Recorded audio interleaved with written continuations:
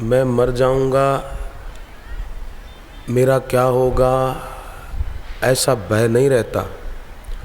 दूसरी विपत्ति दूर होती है अकाल मृत्यु की।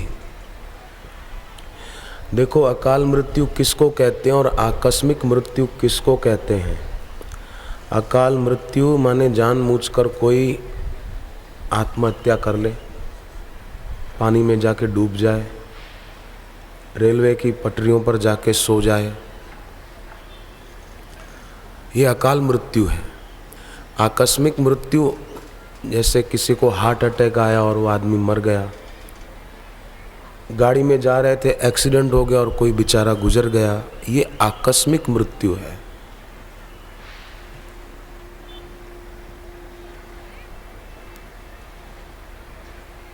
अकाल मृत्यु जिनकी होती है वो प्रेत बनते हैं।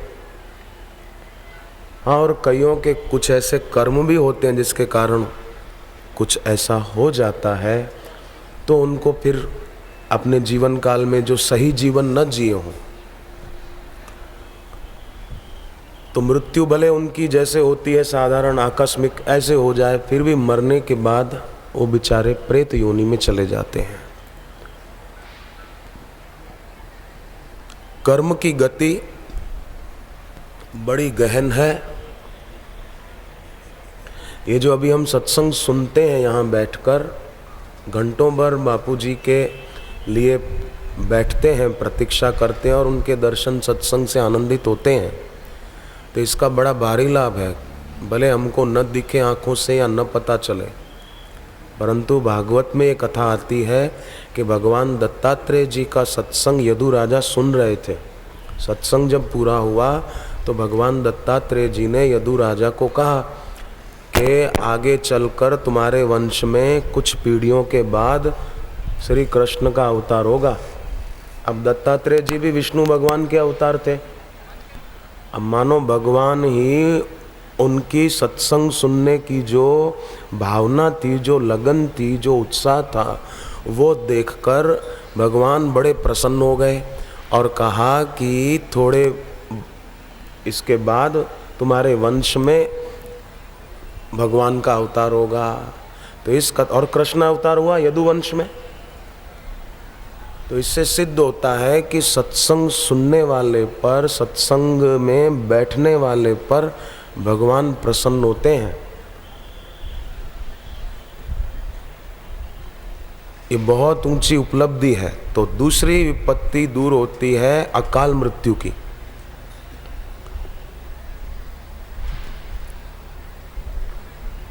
मैंने पहले भी कहीं सत्संग में एक बात बताई कि एक महिला आत्महत्या करने का सोच बैठी थी कि कल सुबह मैं जहर पी के मर जाऊंगी।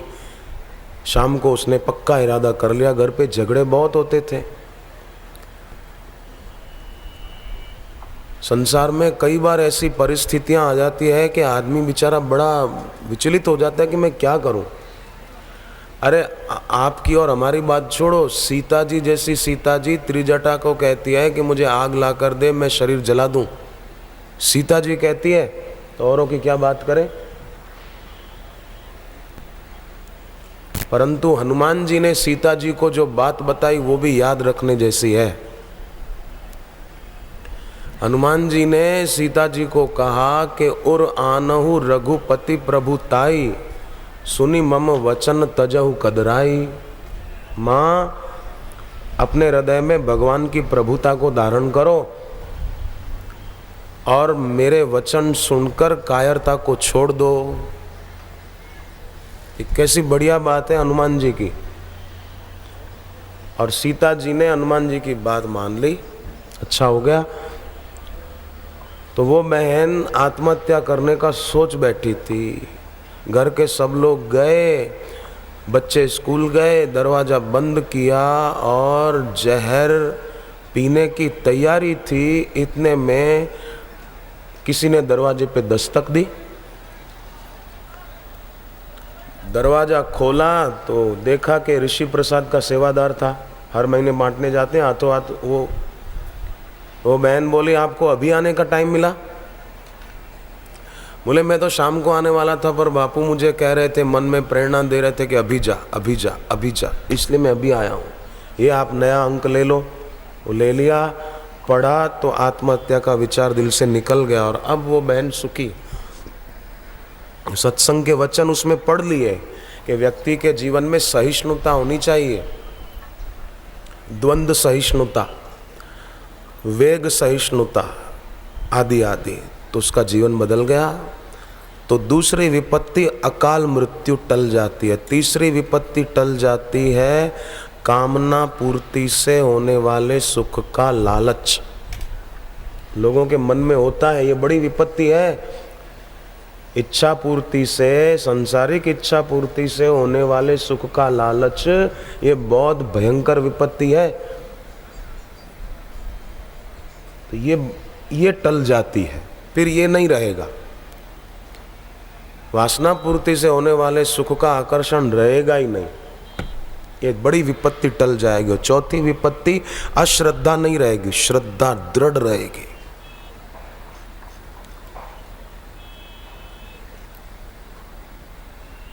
एक चूहा मिठाई का टुकड़ा लेकर भागा तो मूल शंकर जी की श्रद्धा हिल गई कि चूहे से अपनी रक्षा नहीं कर सकते तो हमारी रक्षा क्या करेंगे। श्रद्धा ऐसी नहीं होनी चाहिए। श्रद्धा अगर होती तो शिव जी की मूर्ति के पास चूहे को आता हुआ देखकर मूल शंकर जी को उसके पीछे गणेश जी भी आते हुए दिखाई देते कि गणेश जी शिव जी के बेटे हैं। चूहा आया शिव जी के पास तो लगता है गणेश जी भी पीछे आ रहे होंगे। ऐसा दृढ़ श्रद्धा, अश्रद्धा ये आराती विपत्ति है। सत्संग सुनने वाले की, जप करने वाले की विपत्ति टल जाती है। पांचवी विपत्ति है समता की कमी।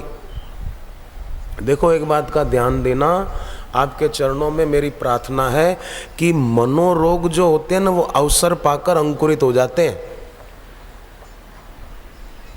मनोरोग होते हैं ना, मनोरोग माना काम, क्रोध, लोभ, ईर्ष्या, द्वेष आदि, ये मनोरोग हैं। ये मनोरोग अवसर पाकर अंकुरित हो जाते हैं।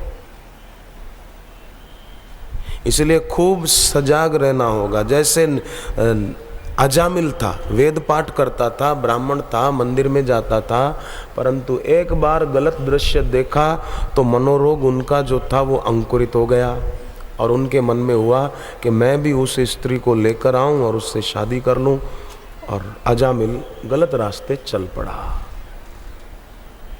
अवसर पाकर मनोरोग उनका अंकुरित हो गया, विकार भड़क उठे। इसीलिए बहुत बहुत जरूरत है कि व्यक्ति मिथ्या गर्व न पाले। कह रहे मैंने तो विकारों पे विजय पा ली, मैंने तो ऐसा कर लिया। मिथ्या गर्व न पाले, अपनी साधना में निरंतर यह लाए और करता रहे। भगवान बुद्ध का बचपन में नाम था सिद्धार्थ। उनके पिता की बहुत बड़ी उम्र हो गई थी और तब उनका जन्म हुआ। तो राज्य में उत्सव मनाया जा रहा था, सभी ज्योतिषी आए थे बालक का भविष्य देखने को, बनाने को, जन्माक्षर आदि जो होता है। नाम रखा सिद्धार्थ। सभी ज्योतिषी जो बैठे थे, राजा ने पूछा सिद्धार्थ के पिता ने, क्या आप बताइए मेरा बेटा बड़ा होकर क्या बनेगा। तो कई ज्योतिषी संकेत में 2 उंगलियां ऐसे दिखाने लगे। एक युवान ज्योतिषी था, सत्संगी, उसने 1 उंगली ऊपर उठाई, बस ऐसा इशारा किया। तो राजा ने कहा कि आप लोग जो 2 उंगलियां उठाकर कुछ संकेत कर रहे हैं और ये एक युवान ज्योतिषी 1 उंगली उठाकर संकेत कर रहा है, तो आखिर इस संकेत का मैं क्या अर्थ समझूं। भगवान शिव जी पार्वती को कथा सुना रहे थे, सती को। पार्वती अगले जन्म में नाम पड़ा ना, सती को कथा सुना रहे थे। इतने में आकाश से विमान जाने लगे। तो सती का ध्यान ऊपर की ओर गया कि ये विमान कहां जा रहा होगा। वहां पंडाल भी नहीं लगा था, वहां तो विमान दिख रहा था, यहां तो पंडाल लगा हुआ है, कपड़ा है ऊपर लगा हुआ है। सती जहां कथा सुन रही थी वहां कोई पंडाल नहीं था। तो सती की नजर गई ऊपर कि विमान कहाँ जा रहे हैं। शिव जी को पूछा तो शिव जी ने कहा कथा में ध्यान दो, विमान में ध्यान मत दो। शिव जी ने कहा अब कोई नहीं देखेगा ऊपर। तो पूछा कि कहाँ जा रहे हैं विमान, आप बताओ। दूसरा विमान गया, तीसरा विमान गया, चौथा गया, ये कहाँ जा रहे हैं। शिव जी ने कहा तुमको क्या है, तुम कथा सुनो। बोले नहीं मैं तो सुन रही हूँ, पर ये कहाँ जा रहे हैं इतना बता दो। बोले तुम्हारे पिताजी के वहाँ जा रहे हैं। फिर सारी बात पता चली और शिव जी को छोड़कर, सत्संग को छोड़कर विमान जहाँ जा रहे थे उस तरफ सती गई। तो वहाँ क्या हुआ वो आप जानते हैं। योग अग्नि जलाकर अपना शरीर भस्म कर देना पड़ा। तो राजा ने कहा सिद्धार्थ के पिता ने कि ये आप कोई 2 उंगली उठाकर कुछ संकेत कर रहे हैं और एक युवान ज्योतिषी 1 उंगली दिखा रहा है, तो इसका क्या मतलब है, क्या अर्थ है। तो जिन्होंने 2 उंगलियां हिलाकर संकेत दिया वो कहने लगे या तो ये बड़ा प्रतापी राजा बनेगा या तो ये विरक्त साधु बन जाएगा, 2 में से एक होगा। फिर वो युवान ज्योतिषी को पूछा कि भाई आप क्या कहते हैं, 1 उंगली दिखाकर राजा ही बनेगा ना ये बड़ा होकर, आप तो विकल्प नहीं रख रहे हैं। बोले नहीं मैं विकल्प नहीं रख रहा हूं, परंतु मैं ये नहीं कह रहा हूं कि ये राजा ही बनेगा, मैं ये कह रहा हूं कि ये तो विरक्त साधु ही बनेगा, ये विरक्त होगा। राजा को ये बात अच्छी नहीं लगी। राजा ने कुछ अपने मित्रों से सलाह की कि ये विरक्त न बन जाए, मुझे छोड़कर चला न जाए, ये साधु न बन जाए, तो उसके लिए मेरे को क्या करना चाहिए। तो उन लोगों ने सलाह दी कि आप एक काम करो, इसके लिए खूब भोग विलास की सुविधा कराना, थोड़ा बड़ा हो जाए तो इसके सामने कोई बूढ़ा आदमी ना आने पाए, इसके सामने कोई बीमार आदमी न लाया जाए, इसके सामने कोई साधु संत न लाया जाए। सुनना साधु महात्मा जी, लोगों ने सलाह दी इसके सामने कोई साधु संत को नहीं आने देना, कोई बीमार को नहीं आने देना, और इसके सामने से कोई अर्थी ना निकले, इसका ध्यान रखो बस। फिर ये कहीं नहीं जाएगा, आपके पास ही रहेगा, फिर ये विरागी नहीं बनेगा, रागी बनेगा। राजा को बात जच गई, राजा ने सारी व्यवस्था करा दी। नगर में कहीं से कोई साधु संत को प्रवेश ही नहीं दिया जाता था, बाहर से ही भिक्षा देके रवाना कर देते, अंदर नहीं आना महाराज। यहां तक कि मालियों को कह रखा था, बगीचे के जो माली थे उनको कह रखा था कि सूखे हुए फूल हटा दिया करो, मुरझाए हुए फूल, पेड़ से गिरे हुए पत्ते सब रात को ही सफाई कर दिया करो, ताकि मेरा बेटा देखकर ऐसा ना पूछे कि पत्ता क्यों झरा, क्या सब पत्ते झर जाते हैं, क्या फूल मुरझा जाते हैं खिलने के बाद। ऐसा उसने अपने मालियों तक को कह रखा था। जो खुद रागी और भोगी होता है ना, वो अपने बेटे बेटी को भी उसी रास्ते चलाना चाहता है, पर जो साधक होते हैं, भक्त होते हैं। मैं आज सुबह बापूजी के निवास पर दर्शन करने को गया था, तो मैंने देखा कई साधक भक्त दर्शन करने आए थे, तो उसमें कई छोटे छोटे बच्चे भी थे, बड़े प्यारे बच्चे थे, और वो भी दर्शन करने बैठे थे, बहुत छोटे छोटे थे, और सुबह इतना जल्दी आकर बैठे थे। तो साधक जो होते हैं, भक्त जो होते हैं, वो अपने बेटे बेटियों को भी इसी रास्ते चलाते हैं। वो मानो भारत का भावी उज्जवल बना रहे हैं अपने बेटे बेटियों को इस रास्ते चलाकर।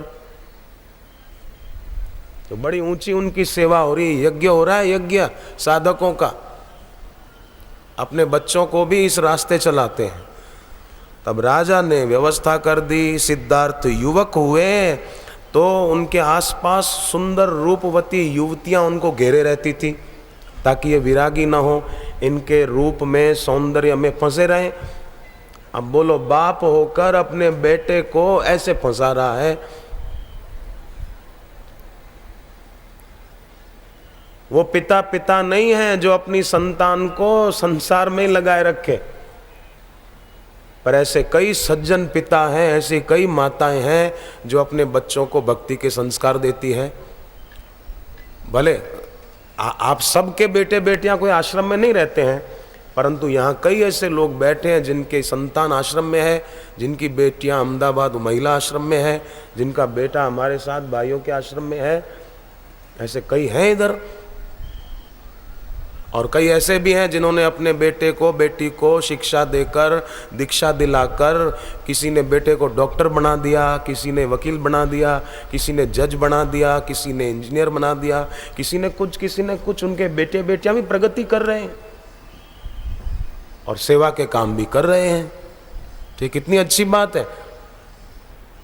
शास्त्रों में आया है कि माँ बाप का कर्तव्य क्या है बेटे बेटी के लिए, कि बेटे बेटी का ये लोक और परलोक सुधर जाए, ऐसा कुछ करें। ये माँ बाप का कर्तव्य है, उनको सद शिक्षा दें, दीक्षा दिलाएं। और बेटे बेटी का क्या कर्तव्य है कि अपने माँ बाप की सेवा करे, उनके सामने जुबान न चलाए, उनका अपमान न करे, उनका अनादर न करे। वो ये सोचे कि ये लोक और परलोक संवारने के लिए, साधना करने के लिए, ईश्वर प्राप्ति के लिए जो शरीर मिला मुझे इन माँ बाप से मिला है, मैं ऐसे माँ बाप की खूब सेवा करूं। 29 वर्ष तक बाप अपने बेटे को, सिद्धार्थ को भ्रमित करते रहे। 29 साल की उम्र हो गई।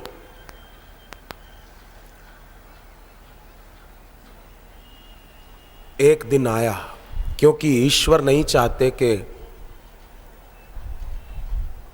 जीव भोग विलास में डूबकर संसार में ही सतबुद्धि करके अपना पतन करता रहा। ईश्वर नहीं चाहते हैं। ईश्वर चाहते हैं हमारा कल्याण करना। भगवान के मन में जिसका कल्याण करने का इरादा पक्का हो जाता है, उसको भगवान सत्संग में भेज देते हैं कि जाओ सत्संग में। फिर भले दोस्त ने कहा, बहनों को उसकी सहेली ने कहा, पड़ोसी ने कहा, किसी ने भी कहा, समझो उनके अंदर से ईश्वर ने आपको प्रोत्साहित किया कि चलो सत्संग में, और आ गए, इधर बैठे। तो ईश्वर चाहते हैं, ईश्वर को सब प्यारे भी हैं, सब मम प्रिय, ऐसा भगवान ने कहा है।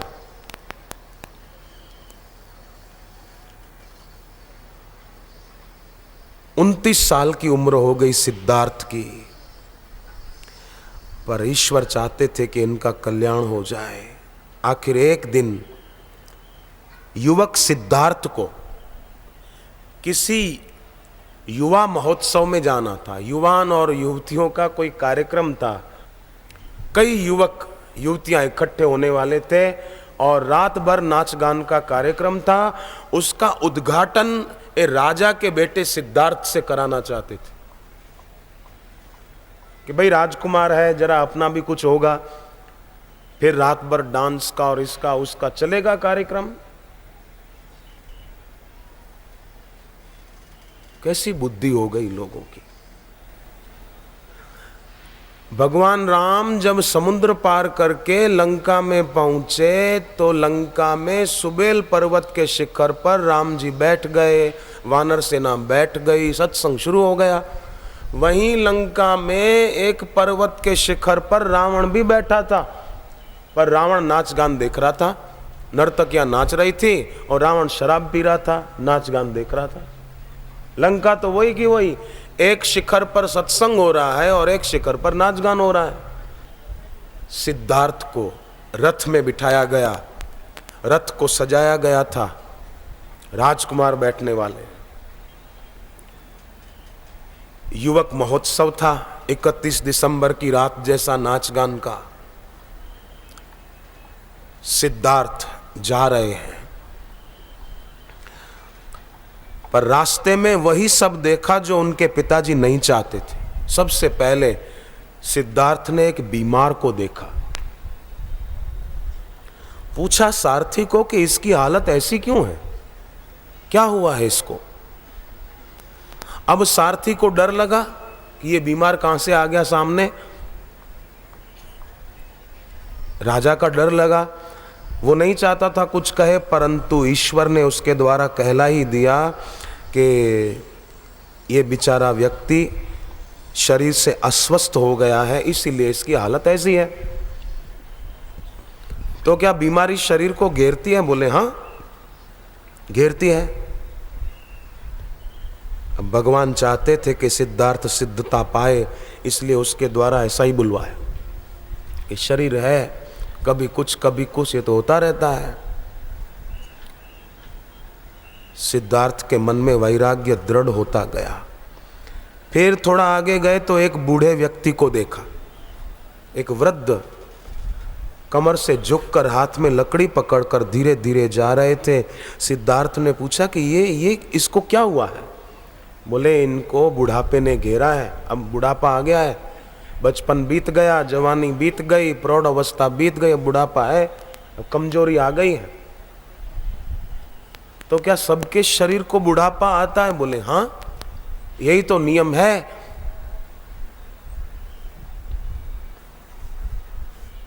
वैराग्य और दृढ़ हुआ। फिर बोले चलो अब युवक सम्मेलन में, चलो उधर उद्घाटन करने जाना है। उस तरफ जा रहे थे, अचानक किसी की मृत्यु हो गई थी और लोग उसको शमशान की ओर ले जा रहे थे उठाकर। तो सिद्धार्थ ने पूछा ये लोग किसको उठाकर ले जा रहे हैं, क्यों ले जा रहे हैं, कहाँ ले जा रहे हैं? तो उसने फिर सारी बात बता दी कि जन्म होता है तो उसी दिन से मृत्यु का दिन भी करीब आना शुरू हो जाता है। आज इसकी मृत्यु हो गई है, चल बसा है। तो ये चल बसा तो कहाँ गया? शरीर तो यहाँ पड़ा है, कहाँ गया? बोले शरीर तो यहीं रहता है सिद्धार्थ, जीव निकल जाता है। तो निकल के कहाँ जाता है? बोले उसने अपने जीवन में जैसे कर्म किए होते हैं उसके अनुसार उसकी दूसरी गति होती है।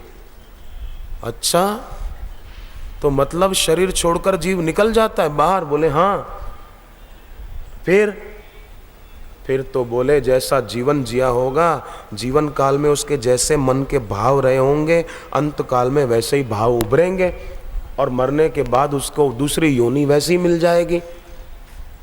तो मतलब सबको शरीर छोड़ के जाना पड़ता है? बोले हाँ, सबको जाना पड़ता है।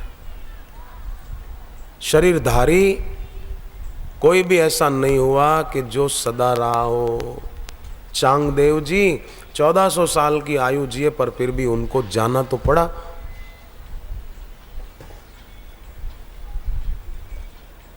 जिस तन को तू सजाता वो धूल में मिलेगा, सब देखते रहेंगे अग्नि में वो जलेगा।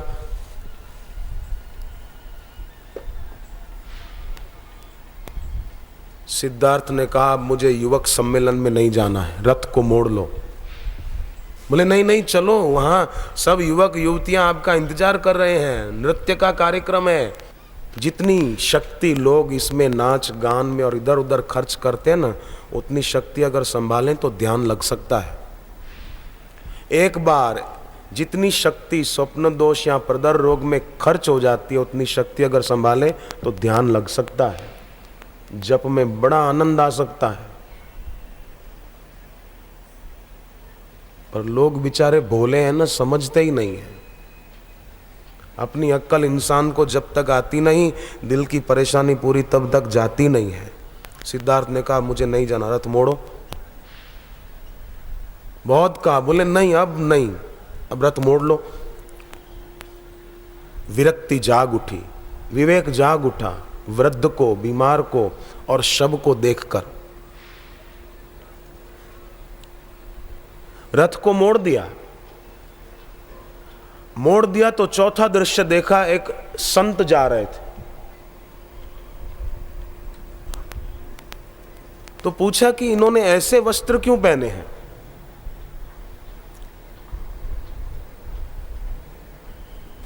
सारथी ने कहा कि राजकुमार, इन्होंने भी मरने से पहले अमरता का अनुभव करने के लिए, ईश्वर का साक्षात्कार करने के लिए ऐसा विरक्त वेश धारण किया है, विरक्ति का। सिद्धार्थ ने पक्का कर लिया कि मैं भी अब ऐसा ही बनूंगा। वैराग्य सोया उठ बैठा। गए, पिताजी को पता चला तो पिताजी ने राज तिलक की तैयारी शुरू कर दी कि कहीं ये सचमुच विरक्त ना हो जाए, साधु ना हो जाए, इसको राजा बना दूं। तो सिद्धार्थ ने कहा मेरी 4 शर्तें पूरी हो तो मैं राजा बनूंगा, नहीं तो नहीं बनूंगा। कौन सी 4 शर्तें बताओ बेटे? सिद्धार्थ ने कहा, पहली शर्त मैं कभी बीमार ना हूं, दूसरी शर्त कभी बूढ़ा ना हूं, तीसरी शर्त मेरा कोई दुश्मन ना हो, चौथी शर्त कभी मेरी मौत ना हो। ये 4 शर्तें अगर पूरी हों तो मैं राजा बनने को तैयार हूं। अब आप बताओ 4 में से एक भी पूरी हो सकती है क्या? हो सकती है? नहीं, संभव ही नहीं है। कभी बीमार ना हो, ये हो सकता है? बुढ़ापा ना आए, कोई शत्रु ना हो और शरीर की मृत्यु ना हो, ये संभव ही नहीं। 4 में से एक भी संभव नहीं है। बाप ने कहा ये नहीं हो सकता, तो बोले पिताजी फिर मैं राजा भी नहीं हो सकता। तो फिर बोले अब मैं महाराजा बनूंगा, राजा नहीं बनूंगा, मैं महाराजा बनूं। खाली राजा क्यों बनूं? जंगल में एक महात्मा जी बैठे थे।